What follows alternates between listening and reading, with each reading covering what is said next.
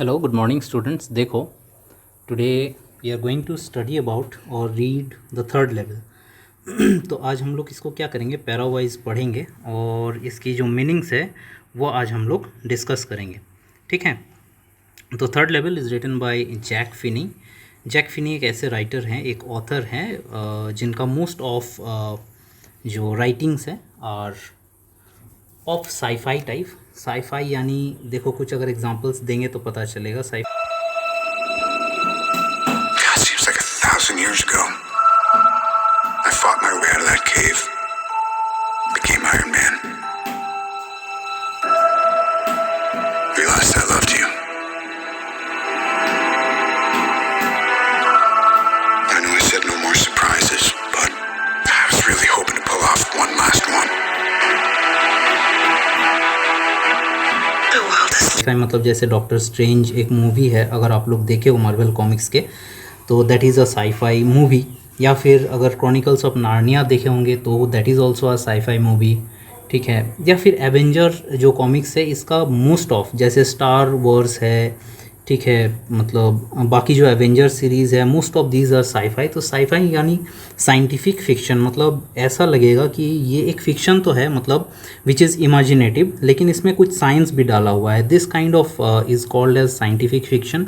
तो ये जो स्टोरी है, this story is regarding a time travel. तो टाइम ट्रेवल क्या होता है ना, जब हम लोग एक पर्टिकुलर टाइम फ्रेम के बाहर कुछ कहीं और पहुंच जाते हैं, खास करके the protagonist of that particular story जब एक टाइम फ्रेम छोड़ के किसी और टाइम फ्रेम में चले जाते हैं तो उसको हम लोग टाइम ट्रेवल बोलते हैं.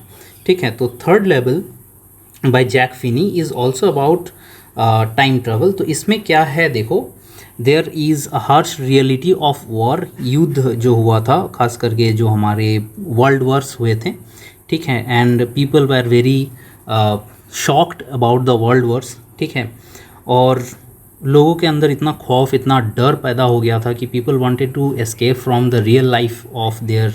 रियल लाइफ से वो भागना चाहते थे. वो चाहते थे कि नहीं, वही पुराने एकदम जो हमारे पीसफुल वर्ल्ड होता था. ठीक है. When people were very simpler, जब इतना टेक्नोलॉजी नहीं होता था एंड और एवरीथिंग वाज सिंपल, तो उस समय में पहुंच जाए. तो here also the protagonist Charlie. ठीक है. इस स्टोरी के जो हीरो हैं दैट इज़ चार्ली. एंड लगता है कि he is hallucinating from a particular position, from a particular time. जो उनका रियलिटी है वहाँ से वो हेल्यूसिनेट करके कहीं दूर, मतलब किसी और लेवल पे, किसी और दुनिया में वो चला जाता है. So this is how the story is structured. मतलब जो हमारे प्रोटैगनिस्ट, जो हमारे हीरो हैं, उनको लगेगा कि हम भाग जाते हैं और हम किसी और दुनिया में पहुँच गए हैं. ठीक है. However the ending of the story is having a very nice twist. इसके स्टोरी के जो एंड है उसमें एक बहुत अच्छी ट्विस्ट है. तो ठीक है, स्टोरी पहले पढ़ लेते हैं. ठीक है. तो स्टोरी देखो ऐसे ही शुरू होता है. The presidents of New York Central and the New York New Haven and Hartford railroads will swear on a stack of timetables that there are only to.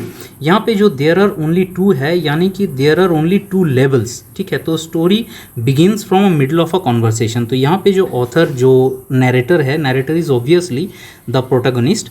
तो द नैरेटर सेज कि ये जो presidents हैं New York central के और New York के, जो New York heaven and Hartford rail road के जो प्रेसिडेंट है, ये प्रेसिडेंट भी they will swear on everything. ठीक है. मतलब वो कसम खा के कह सकते हैं कि वहाँ पे दो ही लेवल हैं, क्योंकि ये बनाए हुए हैं, वो प्रेसिडेंट है तो उनको तो सब चीज़ पता होना चाहिए. तो वो बोल रहे हैं कि वहाँ पे दो लेवल है. बट आई से देयर आर थ्री. मतलब लेकिन हम कहते हैं कि वहाँ पे 3 लेवल्स हैं. तो अब देखो ये लेवल्स क्या होते हैं ना, ये लेवल्स दिखाने के लिए हम आपको एक फ़ोटो दिखाते हैं, पिक्चर दिखाते हैं. ठीक है. तो क्या होता है लेवल, जैसे कि इस फोटो में अगर आप सब देखोगे तो you can see that there is 2 platforms. एक नीचे है जिसमें ट्रेन जा रहा है इस तरफ, और एक है जिसमें ट्रेन जा रहा है from your right hand to left hand, और एक में जा रहा है from left hand to right hand. तो इसमें देखो देखिए 2 लेवल है. ठीक है. और ऊपर जो ये ब्लैक पोर्शन वो गेट एंट्रीज़ है, शायद उसके बाहर टिकट काउंटर्स और ये सब है, और यहाँ पे एस्केलेटर या मूविंग सीढ़ियाँ लगी हुई है. तो this is a 2 level station. ये 2 लेवल स्टेशन का एक मैप है आपके समझने के लिए. ये 2D मैप हम यूज़ किए हैं. और तो ऐसा ही होता है एक्चुअली, जो मेट्रो स्टेशंस होते हैं या ट्यूब रेल स्टेशंस होते हैं उसमें कई सारे लेवल्स होते हैं जो बहुत बड़े स्टेशंस होते हैं, जैसे न्यूयॉर्क सेंट्रल हो गया, हमारे लंदन में भी है। तो ट्यूब रेल सबसे पहले लंदन में ही आया था, तो उसके बाद न्यूयॉर्क में भी बना था, हमारे कोलकाता में भी बना है। अभी तो मेट्रो रेल लगभग सारे मेट्रो सिटीज़ में बन चुके हैं, दिल्ली में भी है, मुंबई में भी है। तो अंडरग्राउंड वाला जो मेट्रो होता है उसको हम लोग ट्यूब रेल कहते हैं। तो इसका 2 ऐसे लेवल्स होते हैं, ठीक है। तो यहाँ पे जो ऑथर बोल रहे हैं कि न्यूयॉर्क सेंट्रल में खास करके 2 लेवल्स होना चाहिए था, लेकिन इनको दिखाई दिया 3 लेवल्स, तो वो 3rd लेवल पे किसी तरह पहुँच गए हैं। तो वो बोल रहे हैं कि यहाँ के सब कोई, मेरे दोस्त हो चाहे कोई भी हो, किसी को भी हम अगर बोलेंगे कि I have reach the 3rd level तो वो हंसेंगे, ठीक है। तो चलिए फिर आगे बढ़ते हैं स्टोरी में। देखो वहाँ यहाँ पे वो फिर बोल रहे हैं कि yes I have taken the obvious step. तो ऑथर यहाँ पे बोल रहे हैं, नरेटर बोल रहे हैं कि हाँ हमने ऑब्वियस स्टेप लिए हैं, क्योंकि हम एक नॉन एग्जिस्टिंग लेवल पे पहुँच रहे हैं, जिस लेवल का कोई एग्जिस्टेंस है ही नहीं, नॉन एग्जिस्टिंग लेवल में हम पहुँच रहे हैं। तो इट्स ऑब्वियस कि हाँ हमें साइकियाट्रिस्ट का हेल्प लेना ही है। तो ही इज़ सेइंग कि हाँ हम ऑब्वियस स्टेप लिए। साइकियाट्रिस्ट फ्रेंड एक उनके थे। I talk to a psychiatrist friend of mine among others, I told him about the 3rd level. तो उनको हम 3rd लेवल के बारे में उनसे हम बात किए हैं, ठीक है। तो 3rd level at Grand Central station में 3rd लेवल के बारे में उनके साथ हम बात किए हैं। तो वो क्या कहा, वो कहा and he said it was a waking dream wish fulfilment. तो वेकिंग ड्रीम विश फुलफिलमेंट क्या होता है, मतलब जब सपने हम लोग सपने से जब रियलिटी में आ जाते हैं तो विश फुलफिलमेंट मतलब जगे हुए सपने देखते हैं, that is a waking dream wish fulfilment. तो वो भी बोल रहे हैं कि नहीं, तुम्हारा साइकेट्रिक जो स्ट्रेस है because of this war, because of this day to day daily life का जो स्ट्रेस है तुम्हारा, उस स्ट्रेस से तुम जो भागना चाहते हो उससे तुम्हारा ये वेकिंग ड्रीम विश फुलफिलमेंट है कि हाँ तुम ऐसी एक जगह पहुंच गए हो which is free from war and battles and all this daily life stress, ठीक है। He said I was unhappy. तो देखो वही बोल रहे हैं कि हम अनहैप्पी थे, that made my wife kind of mad, but he explain that he meant the modern world is full of insecurity, fear, war, worry and all the rest of it and I just wanted to escape. तो हम यहाँ से भागना चाहते थे, मतलब इस दुनिया से भागना चाहते हैं जिसमें हमारा इनसिक्योरिटी, फियर, वॉर, वरी है, ठीक है, and all the rest of it. So well who doesn't, बोला कि कोई कौन नहीं भागना चाहते हैं। So this is again said by the narrator, बोला कि हाँ भाई कौन नहीं भागना चाहते अपने डेली स्ट्रेस से। तो बोला कि everybody knows that I want to escape, सब कोई को पता है कि हम भी एस्केप करना चाहते हैं, but they don't wander down to any 3rd level at Grand Central station. बोला सब कोई तो भागना चाहते हैं अपने स्ट्रेस से, अपने इनसिक्योरिटीज़ से, अपने जो डर है, खौफ है, जो डे टू डे वरीज़ है, इससे तो सब कोई भागना चाहता है। लेकिन ग्रैंड सेंट्रल स्टेशन पे एक 3rd लेवल में पहुंच जाना ये भी कोई बात हुई, मतलब दैट ऐसा तो किसी के साथ नहीं हुआ, ऐसा तो मेरे ही साथ हुआ है सिर्फ, ठीक है। देखो बढ़ते हैं अगले पैराग्राफ में, बट दैट्स द रीज़न, बोला लेकिन यही रीज़न है, ही said and my friends all agreed, बोला कि मेरे सारे दोस्त इसी में सब कोई राज़ी हो गए कि हाँ भाई यही रीज़न होगा, तुम 3rd लेवल में पहुंच गए होंगे और अपने 3rd लेवल तुम इमेजिनेशन में पहुंचे हो, हकीकत में नहीं, मतलब रियलिटी में नहीं, तुम कल्पना के तौर से तुम पहुंच गए हो 3rd लेवल में, ठीक है। तो तुम्हारा actually 3rd level does not exist, everything points to it, क्योंकि इनके जो लाइफ है ना, चार्ली का जो लाइफ है प्रोटोगोनिस्ट का, ये काफ़ी मतलब क्या कहें कि इज़ वेरी स्ट्रेसफुल, ठीक है। और इनके ज़िंदगी को मतलब डे टू डे लाइफ को देख के कोई भी इनका दोस्त है वही बोलेंगे कि हाँ भाई तुम इमेजिनेशन में पहुंच गए थे वहाँ पे। देखो और बोल रहे हैं कि माई stamp collecting for example that's a temporary refuse from reality, well may be but my grand father didn't need any refuse from reality, things were pretty nice and peaceful in his day from all I hear and he started my collection।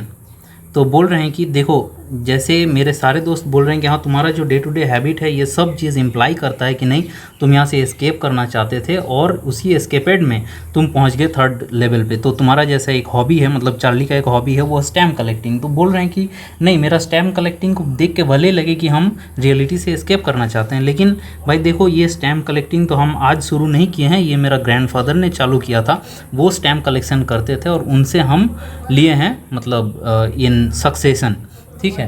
तो लेकिन मेरा grandfather के समय में तो this world was very peaceful, there was no war, there was no insecurity. तब तो ये बैटल्स, ये वॉर्स, ये इनसिक्योरिटीज़, ये स्ट्रेस, ये सब नहीं होता था, फिर भी वो तो स्टैम्प कलेक्शन करते थे। So that is his logic. तो यहाँ पे चार्ली लॉजिक देना चाहते हैं कि देखो भाई, हम तुम लोग जो बोल रहे हैं कि हम एस्केप करना चाहते हैं इसीलिए हम थर्ड लेवल में पहुंच गए हैं, ऐसा है नहीं। तो he wanted to defend himself from that psychiatrist friend, या फिर सारे जो दोस्त हैं उनको वो समझाना चाहते थे कि नहीं, हम हकीकत में ही पहुँचे हैं, हम इमेजिनेशन में नहीं पहुँचे हैं।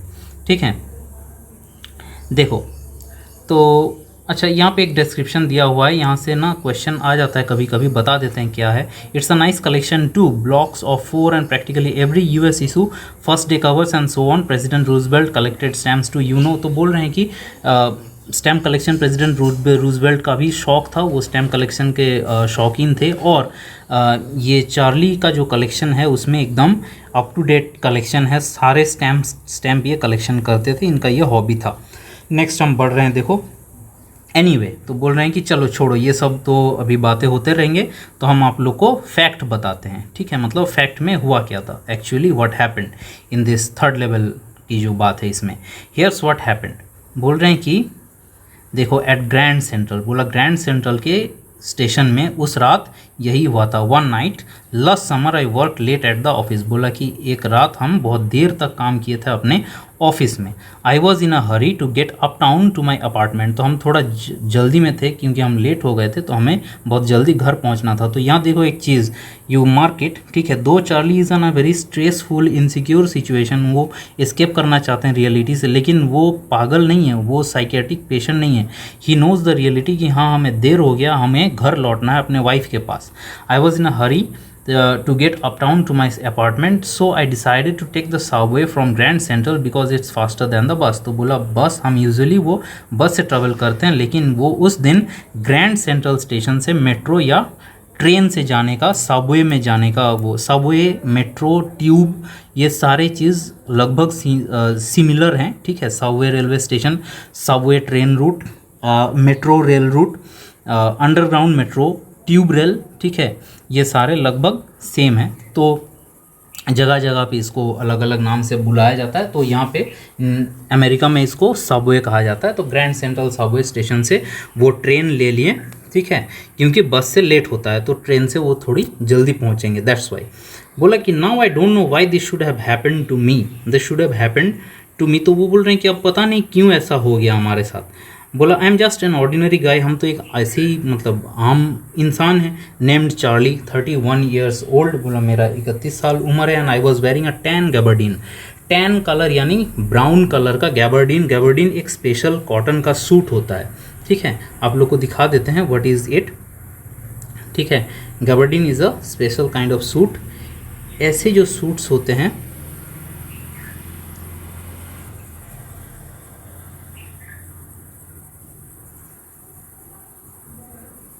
This kind of suits are actually gabardine suits. ठीक है, ये मिंत्रा से हम दिखाएं आप लोग को, मिंत्रा में अवेलेबल है, अगर किसी को शौक है तो ख़रीद लेना। तो I was wearing a tan gabardine, gabardine यानी एक कोट है, ठीक है, और गैबर्डीन इज़ अ पर्टिकुलर, गैबर्डीन जो टर्म है यहाँ पे, this thing is a particular kind of soft cotton, उसका एक सूट, ठीक है, एंड अ स्ट्रॉ हैट, और हैट पहने हुए थे विथ अ फैंसी बैंड।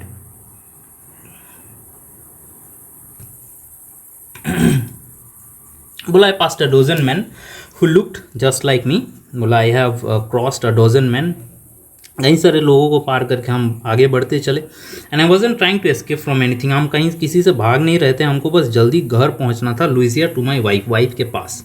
ठीक है, तो बोला I turn in to Grand Central from Vanderbilt Avenue, तो वैंडरबिल्ट एवेन्यू से हम ग्रैंड सेंट्रल की तरफ मोड़ लिए and went down to the steps of the first level. तो फर्स्ट लेवल पहले नीचे गए, where you take trains like 20th century, जहाँ आप 20th सेंचुरी जैसे ट्रेन्स में चढ़ते हो। 20th सेंचुरी यानी अभी अगर आप लोग, अभी जैसे 21st सेंचुरी चल रहा है, तो अभी अगर आप लोग if you go to Kolkata metro या फिर दिल्ली मेट्रो या मुंबई मेट्रो, ये सब मेट्रो रेल में अगर जाएंगे तो आपको जैसा ट्रेन दिखेगा दैट काइंड ऑफ, ठीक है। तो बोला 20th सेंचुरी जैसा ट्रेन में आप आपको फर्स्ट लेवल जहाँ पे 20th सेंचुरी जैसा ट्रेन आपको दिखेगा। Then I walk down another flight to the second level, तो हम फिर सेकेंड लेवल में पहुँचे वेर सबअर्बन ट्रेन्स लिव, जहाँ से सबअर्बन ट्रेन्स छोड़ते हैं। सबअर्बन ट्रेन्स यानी मुंबई के जो ट्रेन सिस्टम है, अगर आप लोग ध्यान से देखोगे तो एक special type of local train चलता है जिसमें बैठने के लिए कम जगह रहता है, खड़े रहने के लिए ज़्यादा जगह रहता है, और वो बहुत फास्ट सारे स्टेशन एकदम टुक टुक टुक टुक करके लेके चल जाते हैं पैसेंजर। ठीक है, मतलब बहुत सारे ट्रेन्स होते हैं ऐसे जो लोकल ट्रेन्स होते हैं are actually suburban trains. Hello,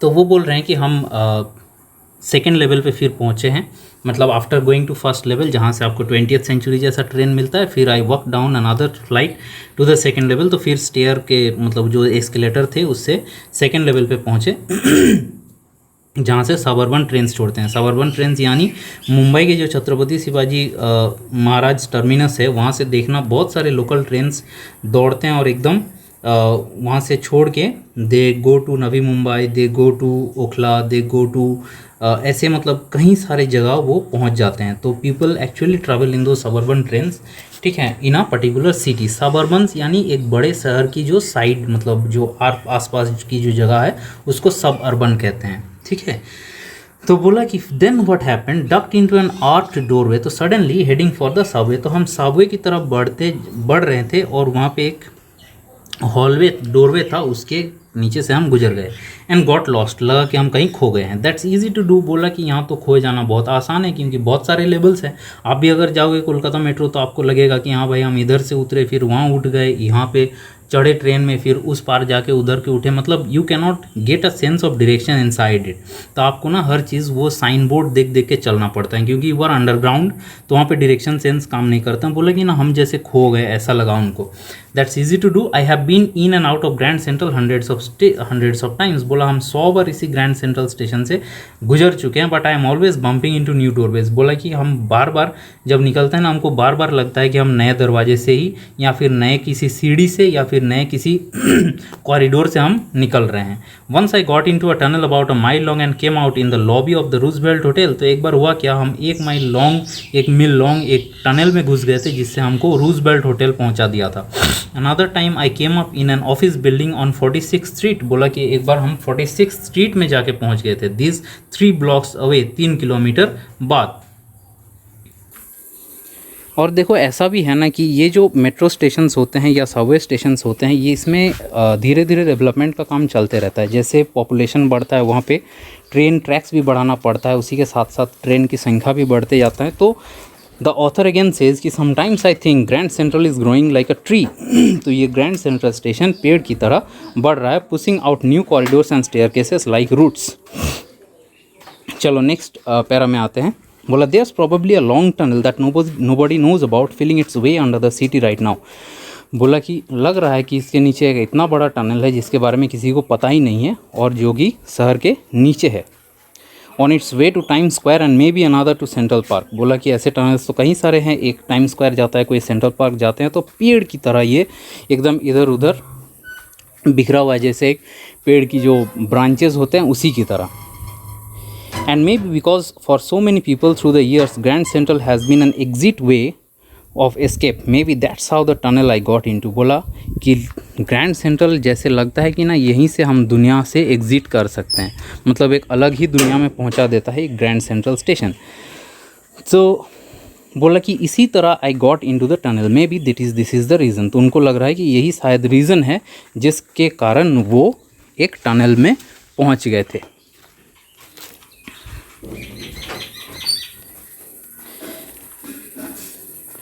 बोला but I never told my psychiatrist friend about that idea, बोला लेकिन हम कभी अपने साइकेट्रिस्ट फ्रेंड को इस बारे में बताए नहीं हैं।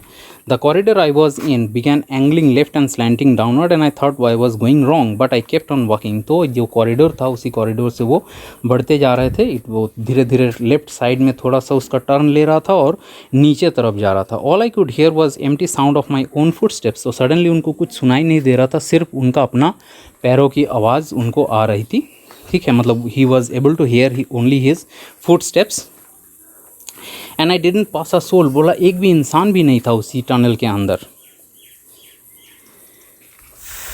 Then I heard that sort of hollow roar ahead, that means open space and people talking. The tunnel turned sharp left and I went down a short flight of stairs and came out on the third level of Grand Central station. तो वो धीरे धीरे फिर उनको एक आवाज़ आई, जिस आवाज़ के बाद ही it was like train going and coming और people talking. So this kind of sound came to his ear. वो फिर आगे बढ़ गए और पहुंच गए जहां जाके वो देखें कि फिर से एक स्टेशन उनको मिला, जो लगा उनको कि this is the third level at Grand Central station.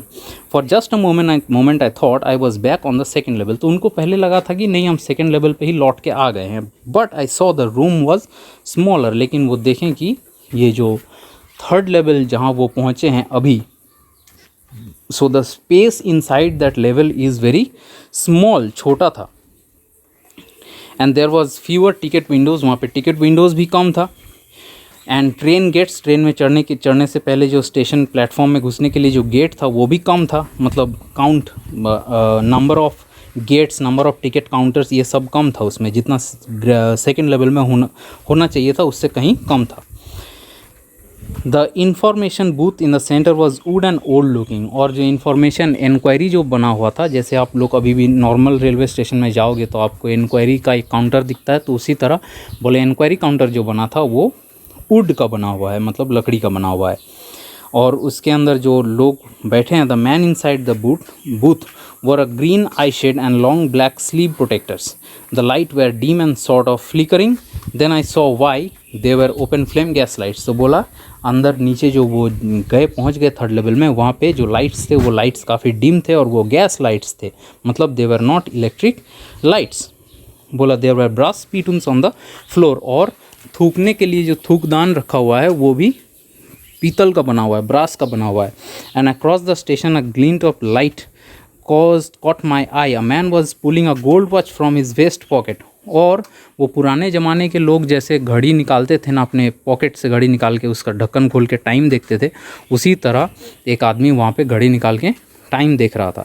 He snapped open the cover, glanced at his watch and frowned. He wore a derby hat and a black 4 button suit with tiny lapels. तो जो dress वो पहने हुए थे, जो dressing sense वहाँ पे था वो था काफ़ी पुराना ड्रेसिंग सेंस, मतलब 1890s का ड्रेसिंग सेंस वहाँ पे था. So people that they were wearing, ये जो डर्बी कैप है, ये हैट है, ये black 4 button suit with tiny lapels, ये सब जो है these are of 1890s fashion. And he had a big black handlebar moustache. और उनका जो मुस्टाश था, मतलब जो मुछ था उनका, ठीक है, मुस्टाश जो उनका था, दिस दैट वाज उनके मुछी जो हैंडल बार जैसे थे, मतलब ये मतलब मुड़े हुए, मतलब काफ़ी बड़ा लंबी चौड़ी मूछ था उनका, ठीक है. It was a very well developed moustache. Then I looked around and saw that everyone in the station was dressed like 1890 something. तो जब वो इधर उधर घूम के देखें कि सब कोई का ड्रेस लगभग 1890s के समय का है. I never saw so many beards and sideburns and fancy moustaches in my life. बोला कि ज़िंदगी में हम कभी इतने दाढ़ी नहीं देखे हैं, इतने फैंसी ड्रेसेस कभी नहीं देखे हैं.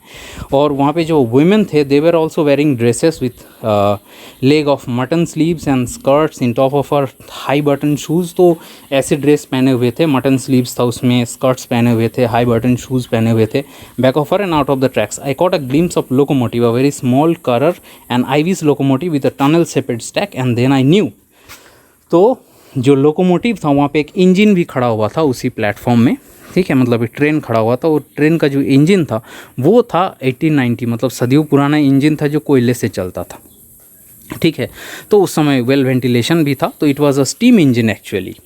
तो बोला to make sure I walked over to the newsboy and glanced at the stack of papers at his feet. It was the World and the World has been published for years. तो उनको जब लगा ना कि ये हम किस ज़माने पे आ गए हैं, किसी पुराने ज़माने में आप पहुंच गए हैं, तो वो क्या किए, वो श्योर होने के लिए आगे बढ़े और जो न्यूज़पेपर रखा हुआ था उसमें गया. और न्यूज़पेपर में देखें कि द वर्ल्ड नाम का एक न्यूज़पेपर है, ये काफ़ी इंपॉर्टेंट है, याद रखना इसको, MCQs में आ जाते हैं. तो द वर्ल्ड नाम का जो न्यूज़पेपर, ये कई सालों से ये पब्लिश नहीं हुआ है. तो ये बहुत पुराने ज़माने की न्यूज़पेपर हुआ करता था, जैसे हमारे होता था अमृत बाज़ार पत्रिका, ठीक है, जो अभी ABP न्यूज़ है. तो अमृत बाज़ार पत्रिका अभी बहुत दिन हो गया पब्लिश नहीं हुआ है. तो उसी तरह the lead story said something about president Cleveland. और उसका जो स्टोरी था, पहली जो फर्स्ट हेडलाइन में था, उसमें प्रेसिडेंट क्लीवलैंड की बातचीत किया जा रहा था.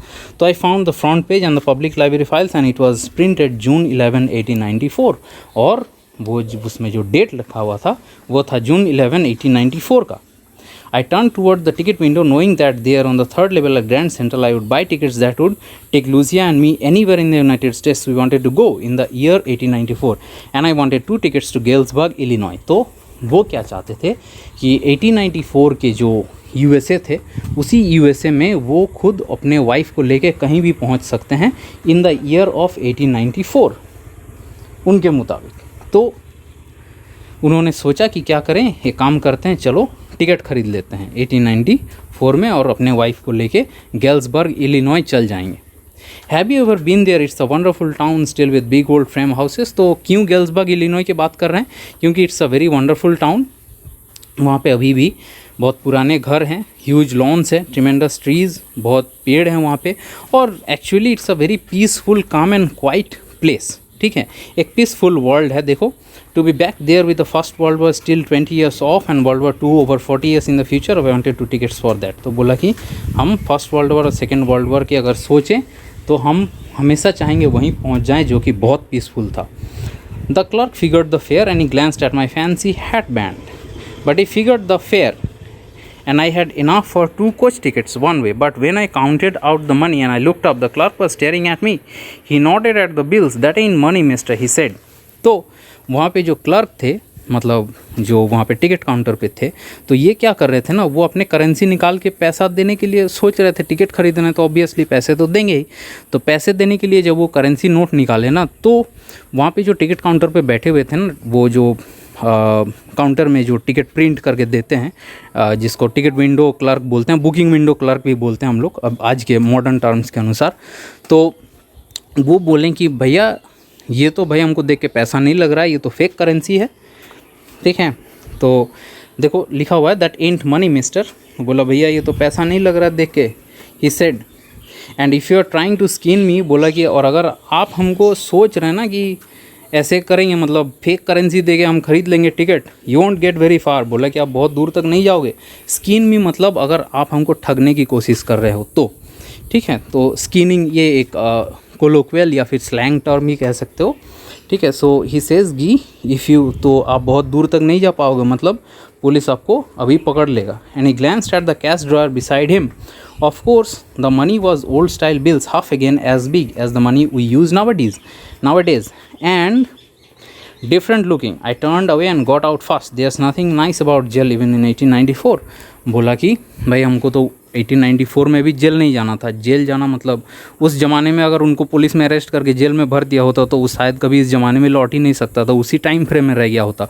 तो ही फियर्ड अबाउट इट, और वो बोला कि भाई हमको 1894 में भी जेल नहीं जाना है भाई, तो छोड़ दो, हम टिकट लेना छोड़ दिए और हम वहाँ से जितना जल्दी हो सके निकल गए। मतलब ये अगर 2021 का करेंसी लेके आप चल जाओगे 1890s में, मान के चलो 1857 का म्यूटिनी चल रहा है, 1857 का म्यूटिनी चल रहा है, और आप पहुंच गए उसी समय आज के दिन के 200 रुपये और 500 रुपये के नोट लेके, तो you will not be accepted, there will be arrested. बोला कि ये भाई कहाँ का नोट करेंसी है भाई लेके चले आए हो। ठीक है, so that thing happened there also. तो बोला एंड दैट वाज दैट। तो तब तक के लिए उतना ही। I left the same way I came. बोला कि हम जिस रास्ते से आए थे उसी रास्ते से निकल गए। नेक्स्ट डे ड्यूरिंग लंच और आई ड्रू $300। बोला कि हम नेक्स्ट डे लंच आवर में $300 हम अपना विदड्रॉ किए बैंक से। nearly all we had and bought old style currency that really worried my psychiatrist friend। बोला कि हम old style currency खरीद लिए। You can buy old money at almost any coin dealers but you have to pay a premium। बोला बहुत सारे पैसे देने पड़ेंगे। आज भी अगर आप जाओगे पुराने ज़माने के कॉइन ख़रीदने तो बहुत पैसे देना पड़ जाते हैं। And you can buy old money, तो जो भी कॉइन डीलिंग्स करते हैं उनसे ख़रीद लिए। And my $300 bought less than 200 in old style bills. बोला कि $300 के एक्सचेंज में हमको बस $200 ही मिले उस समय।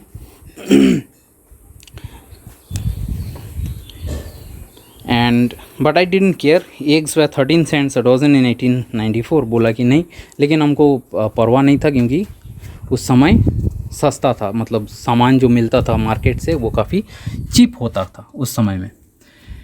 But I have never again found the corridor. लेकिन वो तो बेचारा कन्वर्ट कर लिया अपने करेंसी पुराने करेंसी में, लेकिन उनको ना थर्ड लेवल और कभी मिला ही नहीं।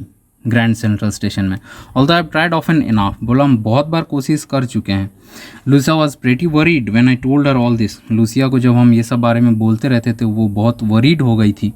And didn't want me to look for the third level anymore, और वो चाहती नहीं थी कि हम थर्ड लेवल और ढूंढते रहे पागल जैसा। But after a while I stopped, हाँ ये भी सही है, कुछ दिन बाद हम रुक गए, थर्ड लेवल ढूंढना बंद कर दिए। I went back to my stamps और स्टैम्प कलेक्टिंग, जैसा मेरा था हॉबी उसी हॉबी को लेते चले, और मैं जैसे ऑफिस गोइंग कॉमन लड़के थे, कॉमन इंसान थे, आम आदमी थे, उसी की तरह हम जिंदगी गुजारने लगे। But now we are both looking every weekend because now we have proof that third level is still there. My friend Sam Weiner disappeared, but अभी हमको रिसेंटली एक प्रूफ मिला है, क्योंकि मेरा जो दोस्त था साइकियाट्रिस्ट फ्रेंड सैम विनर नाम का, वो ना अचानक से वैनिश हो गया। नोबडी न्यू वेयर, कहाँ चला गया किसी को नहीं पता है। But I sort of suspected because Sam's a city boy and I used to tell him about Galesburg. बोला सैम तो एक शहर का लड़का था और उसको हम अक्सर गेल्सबर्ग के बारे में बोलते थे। I went to school there and he always said he like the sound of the place, बोले कि हमें इस बारे में, इस जगह के बारे में सुनना बहुत अच्छा ही लगता है। And that's where he is all right in 1894, तो 1894 में वो पहुंच गए वहाँ। Because one night fussing with my stamp collection I found, तो एक रात क्या हुआ देखो, तो इसको अभी क्यों लग रहा है कि गेल्सबर्ग पहुंच गए हैं सैम विनर, उसका जो साइकियाट्रिस्ट दोस्त था वो क्यों गेल्सबर्ग पहुंच गए हैं, इनको इसीलिए लग रहा है ना क्योंकि one day what he was doing, he was going through his जो स्टैम्प कलेक्टिंग के हॉबी है, तो वो हॉबीस्ट हैं, तो वो क्या करते हैं अक्सर अपना जो स्टैम्प कलेक्टिंग उसको उलट पलट के देखते हैं अपने जो जहाँ पे स्टैम्प कलेक्शन करके चिपका के रखे हैं उसको। तो one day he was going through his first day cover. First day cover क्या होता है देखो, जो स्टैम्प कलेक्टिंग जिसका हॉबी होता है वो क्या करता है ना, जैसे आज अगर कोई नया स्टैम्प इंडिया पोस्ट ने लॉन्च कर दिया है तो क्या करेंगे, एक स्टैम्प कलेक्टर वो सीधा पोस्ट ऑफिस जाएंगे और एक एनवेलप में ना ब्लैंक पेपर डाल के उसके ऊपर ये नया स्टैम्प चिपका के वो खुद के एड्रेस में पोस्ट कर देते थे, ठीक है। So this is how they collected the stamp. तो ये क्या होता था ना, उनको एक ब्रांड न्यू स्टैम्प मिल जाता था जो विच इज़ यूज्ड ऑलरेडी, ठीक है। तो ये एक हॉबी होता है। तो वो फर्स्ट डे कवर देख रहा था and on a new stamp I is issued, stamp collectors buy some and use them to mail envelopes to themselves on the very first day of sale and the postmark proves the date। तो इसमें उनको ना date का एक proof रह जाता है। The envelope is called a first day cover, तो ये जो एनवेलप है इसको फर्स्ट डे कवर बोलते हैं। दे आर नेवर ओपनड, इसको कभी खोला नहीं जाता है, but just put blank paper in the envelope, बस उसके अंदर ब्लैंक पेपर डाल के उसको पोस्ट कर दिया जाता है। मतलब जैसे ही पोस्ट करोगे तो ना, तो पोस्ट ऑफिस ने क्या करता है, एक स्टैंप डालता है, उस स्टैंप में मतलब जो स्टैंप आप खरीद के चिपकाए उस एनवेलप में, उसका ऊपर एक मुहर लगता है। तो वो मुहर क्या होता है ना, उसमें डेट मेंशन रहता है। तो what happens, it's a proof कि हाँ ये इस समय का पब्लिश्ड हुआ एक स्टैम्प है, पोस्टल स्टैम्प है।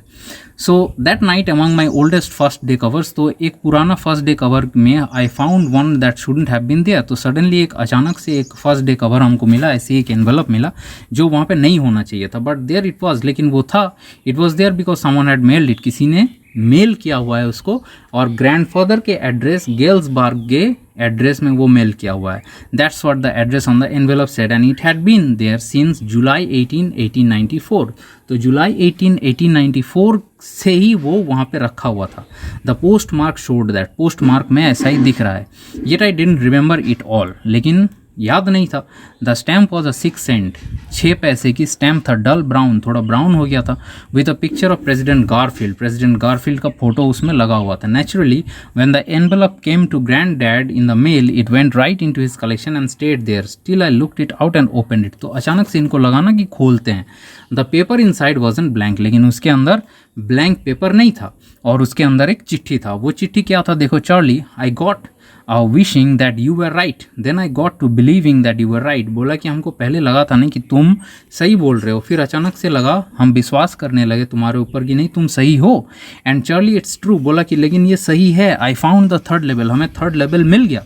आई हैव बीन हियर 2 weeks, हम 2 हफ्ता हो गया, अभी हम यहीं पे हैं right now. Down the street at the Dailey's someone is playing a piano and they are all out in the front walk singing seeing Nellie home and I am invited over for lemonade. Come on back Charlie and Louisa, keep looking till you find the third level, it's worth it believe me. बोला कि तुम काम करो, third level ढूंढते रहो। हम अभी Galesburg में हैं और गेल्सबर्ग में हम बहुत एंजॉय कर रहे हैं अपने लाइफ, यहाँ पे लाइफ बहुत पीसफुल है, लोग गाना गा रहे हैं और हमको लेमनेड में बुला रहे हैं। तो लेमनेड मतलब वो पार्टी में बुला रहे हैं, लेकिन तुम लोग एक काम करो, you keep on searching for third level, तुम लोग थर्ड लेवल ढूंढते रहो और जब तक ना मिले, बोला यहाँ पे थर्ड लेवल ढूंढने लायक ये वर्थ इट, मतलब उसका वैल्यू इतना ही है।